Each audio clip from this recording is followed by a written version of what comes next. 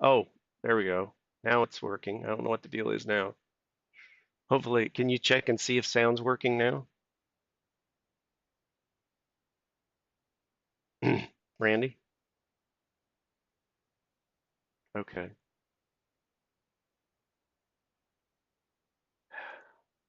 PCs.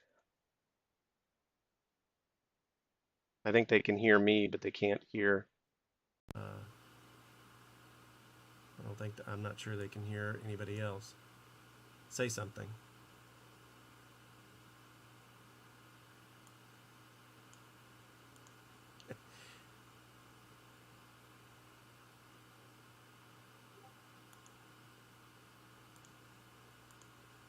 Yeah, it is, and it's not coming through. It's just me coming through.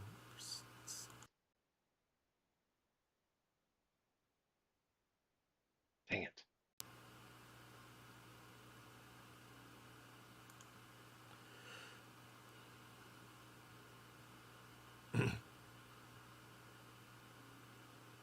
Isn't it? Dang it. Ugh.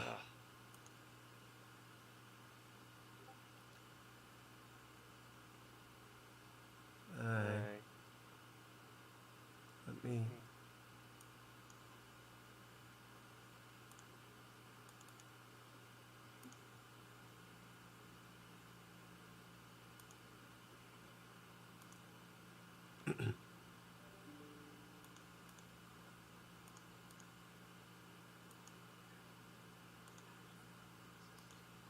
It's all Greek to me, but at least I can send you what the Greek looks like.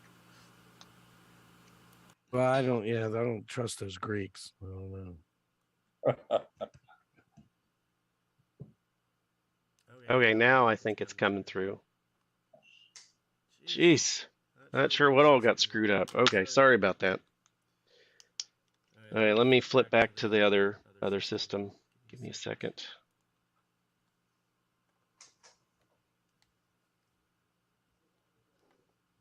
Okay, can you hear me now?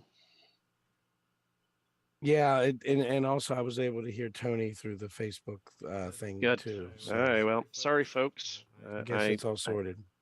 I don't know. I don't know what happened there, but I set it same setup from last month. So, um, okay. So what were we talking about before? Oh yeah, the so the tan or sorry, VCF Midwest is coming up in 3 weeks, and so looking for folks to potentially host a table at VCF Midwest because we did purchase a sponsorship for VCF Midwest, and then Randy, to your point, yeah, given the timeline, we normally would vote on it in the business meeting, but um, so Eric brought up the idea of having a cocoa themed. So George, or not George, but John Strong makes a like a cocoa case that fits a Pi 400, I believe. And so the idea was to put one of those at our table, like Tandy Assembly, and if it's done in time at VCF Midwest, and then have a little LCD screen that looks like a CM, what, a CM5 or CM8? CM8, right? Yeah, CM8. CM8. Um, so anyway, at our last meeting, it was like, oh, can you get some prices together and whatnot, so we can see how much it's going to cost. So anyway, he did get some prices. We looked at it at the board meeting, but there was a timing concern around getting this CM8 thing. John said he was interested in building this thing around an LCD screen, but he needed to get started right away. So we went ahead and put some money together and voted for some funds to be dispersed. So the idea is to have that there, and then like for Randy, I think the idea is that we'll have it up and running the Tandy list website, and then folks can join the club right from the table using a Cocoa themed PC, like a little Raspberry Pi or a 400, I think is what it fits, right? Pi 4, I think. Huh? I think he uses it. I thought he was using just a Pi 4 and building it into it. I thought that was the case, but I don't know what he used for a keyboard at that point. But either way, whatever it is, I mean, it's a Pi based device, and then it of course it looks like a color computer. Yeah. So yeah, the screen is what needed some extra engineering time, and so that's what we talked about at the recent board meeting. But yes, that's currently ongoing. We'll see if that materializes in time for the show. I didn't realize the show was in 3 weeks, but it's coming up pretty quick. The VCF Midwest show. So any other items that you guys want to need information on? I feel like tonight's kind of just information sharing, but Hey, So Jim, be it. yeah, Chris. Raspberry Pi cocoa case, whatever you want to call it. Yeah. Either the 400 or the genuine Raspberry Pi keyboard will fit in it. They are the same size. Oh, got it. So Okay. you can use Okay. the keyboard and a regular Pi. That's the way mine is set up. Or you can Okay. put the 400 in there. Got it. Okay, I remember. Yeah, I was thinking the Pi 4 because I remember he was talking at one of the shows about the mounting he had for the Pi 4 on the back. But I remembered him having a little keyboard that looked a lot like the Pi 400 keyboard. So that makes sense that both of them would work. I think the keyboard for the Pi that they sell is essentially the same keyboard as the one they use for the 400. So Yeah. okay. I think the only item that I have that's probably significant to report tonight is we've had folks comment that the third Wednesday or third Thursday of the month is challenging from a meeting attendance perspective, and so there was a request made at our recent board meeting to move the date or the monthly the day of the month for the show to be, or not show, for the business meeting to be the first Thursday of the month as opposed to the third Thursday of the month. So that passed. I put out a note about it. I haven't heard any concerns raised. I think no day is perfect, I think, as I wrote in my meeting announcement, but we're going to try the first Thursday of the month, which means our next meeting is going to occur in just 2 weeks because we got to make a switch here in order to get moving into the new meeting. So we're going to have another business meeting on the first Thursday of the month, which would be the 1st of September. So I'll update the meeting announcements. So just so everybody's aware, we'll have another meeting on the 1st of September, and then our meeting will be the first Thursday of the month going forward. The next date will be September 1. Correct. All right. Correct. And then that'll put and so we'll be doing nominations. So I'm going to get an announcement out right after this meeting for folks to be considering nominations for the 22-23 slate of officers, because those nominations happen in September, and then we put them in Tandy list, and then we get a month for voting, and then the meeting, the October meeting would be on the 6th of October, which is right. I think, isn't Tandy Assembly like the 1st and 2nd of October, Randy? I believe it's actually at the end of September. Well, that is the end of September, right? Yeah. You're right. Yes, the Friday. I forgot that Tandy Assembly has a Friday day as well. So it'd be the Friday the 30th. Yeah. Saturday the October 1st and Sunday October 2nd. Right. So it'll be right after Tandy Assembly. So the September meeting will be right before VCF Midwest, and the October meeting will be right after Tandy Assembly on the 6th of October. And of course, we'll then just continue on. The November meeting will be on the 3rd. So it'll stay away from Thanksgiving, because normally the 3rd Thursday of the month was Thanksgiving. and then the December meeting will also be early in December. So I'll put the new dates in the calendar so everybody knows that, but just be aware. The change is going to happen here in 2 weeks because it'll be the first Thursday of September. Okay. And I do not have any other new business at this point. So does anybody else have any other new business? I was thinking about a keynote speaker for the Cocoa Fest, Okay. and the name I came up with was Peter Norton. Okay. From what, Norton Utilities? Yeah, Really? Is he still alive? he's still alive. You know him? Not in jail? No, that's No, that's that's not. the other guy. Yeah, That's the other guy. That's Yeah, Never mind. McAfee or whatever. McAfee. Yeah, McAfee. Yeah. yeah, but he's dead actually.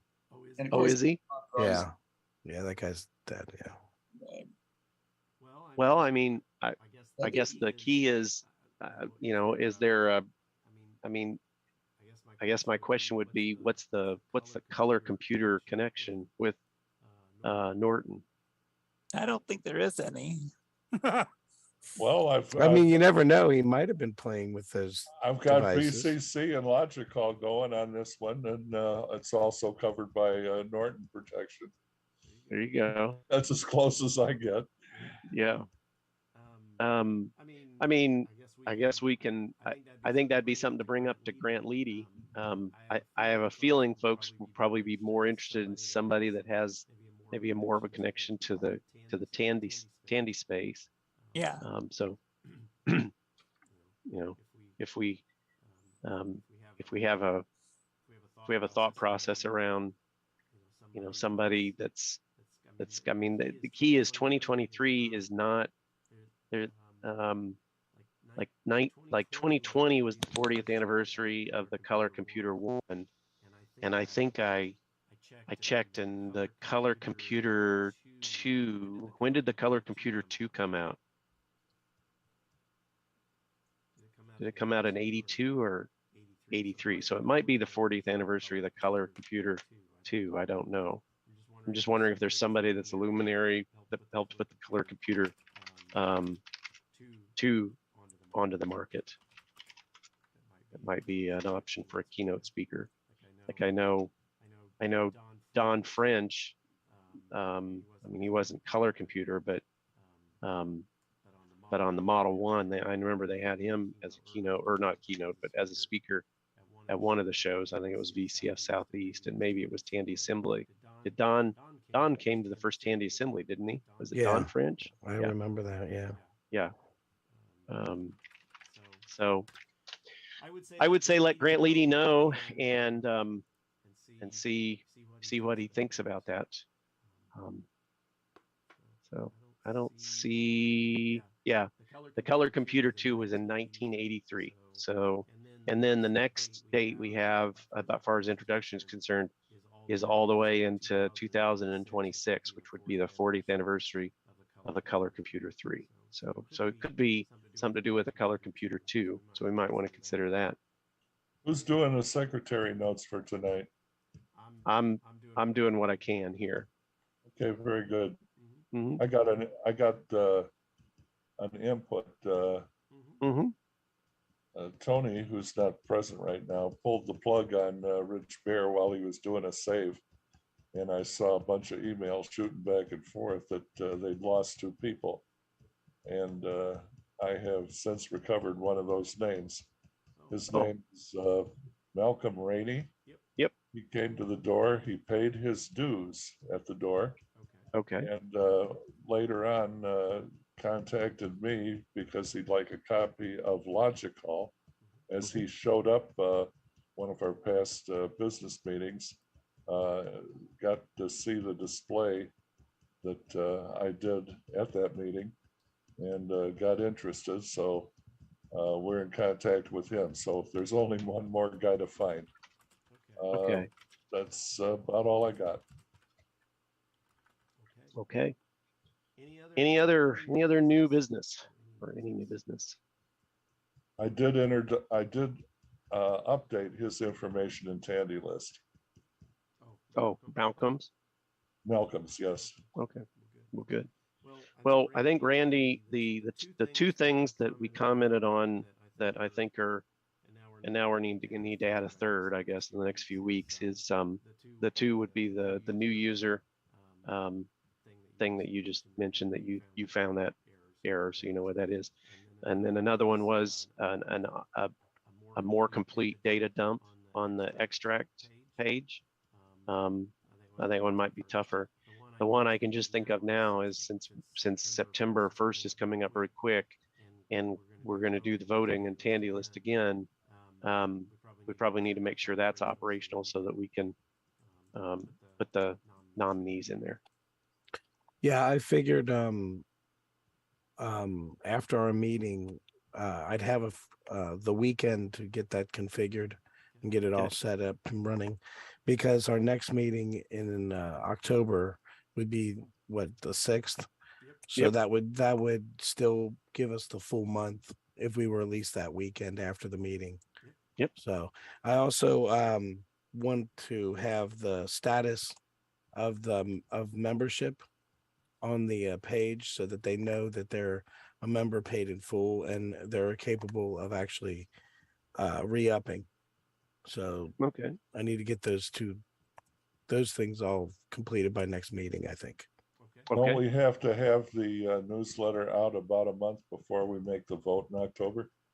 We have to have it out. So that's what I mentioned earlier. Grant Bladeau is looking to publish the newsletter. He's going to have the newsletter all done and ready at the end of August. Like everything's finished.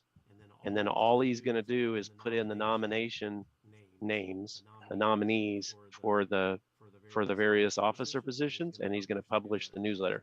So he's going to publish the newsletter that weekend, which would give a month, which is what's required for everybody to know who the nominees are so that they can go vote. Right. And if we have Tandy List ready to accept the votes at the same time the newsletter goes out, that would be perfect. Yeah. Yep.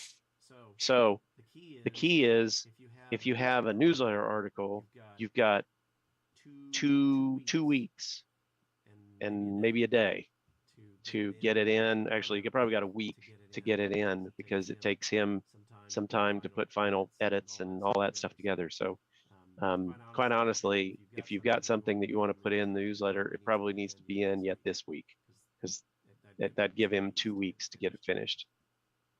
So I'll be right on it. okay. Is there anything else? Except to remind Tony and John Mark and yourself to get logicoco.virtual hard drive. It's got already done. Okay.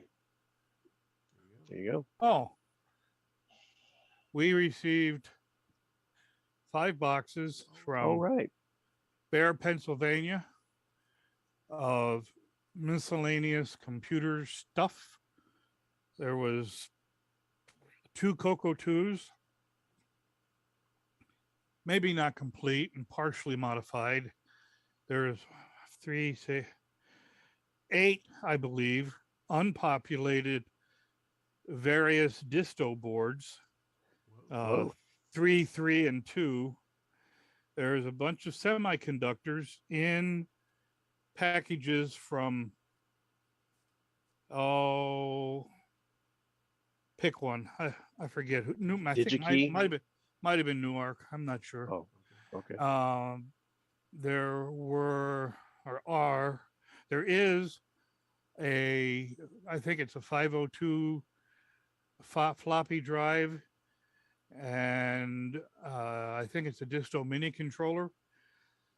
There are a number, 1, 2, 3, at least 4 Coco 3 boards in various stages of modification and or troubleshooting. 2 non-Radio Shack manufactured joysticks. very well-known arcade manufacturer, though. And there were, lost my train of thought. About 8 to 10 program packs.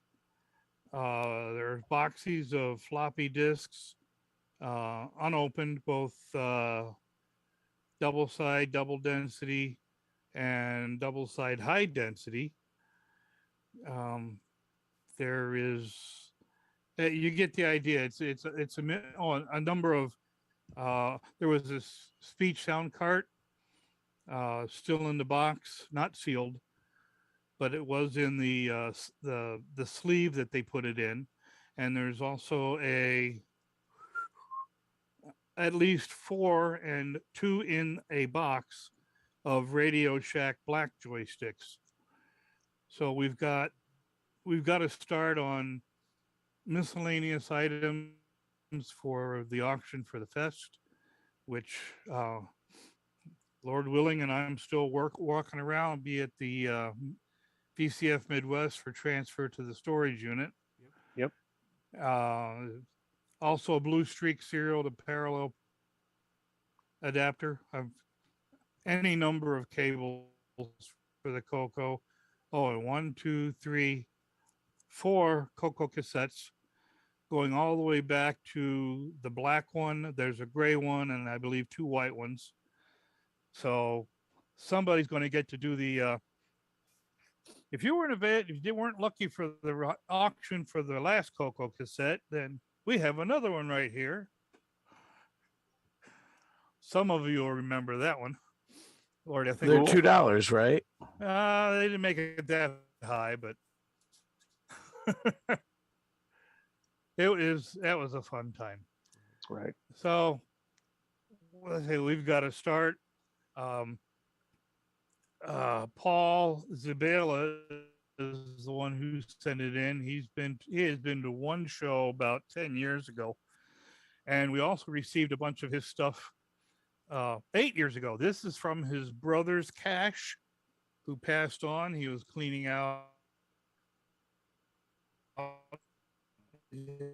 his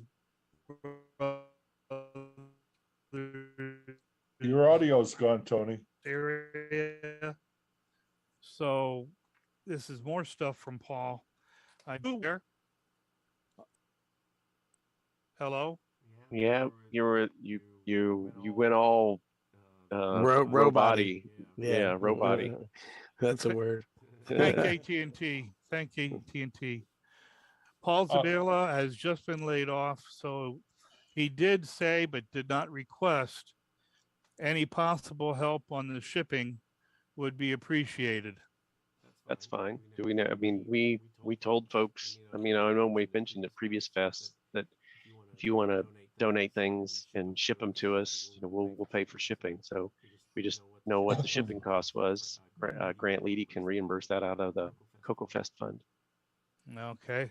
Can you handle the interface, Tony? Pardon? Can you handle the interface between getting the money and the money out to him? Can you champion? I can get the information from him, and it could probably be sent by PayPal. Wonderful. Cool. I'll ask him. Okay. Yeah, I think it's perfectly fair that if somebody donates stuff to us and they got to ship it to us, we should pay their shipping costs. So not a problem. Okay. Anything? Okay. Anything else? I move we adjourn the meeting. Okay. I have a motion to adjourn the meeting. Do I have a second? Wow. I'll second. Okay. Any opposed to adjourning the meeting? Okay. The implied ayes have it. Oh, there we go. John Mark's eyes were closed, so. Distrusting his eyes. Okay. Hey, well, sorry about the audio. Hopefully people got a good chunk of the last part of the meeting. But I will see you all hopefully in 2 weeks, and we'll do nominations for next year's office.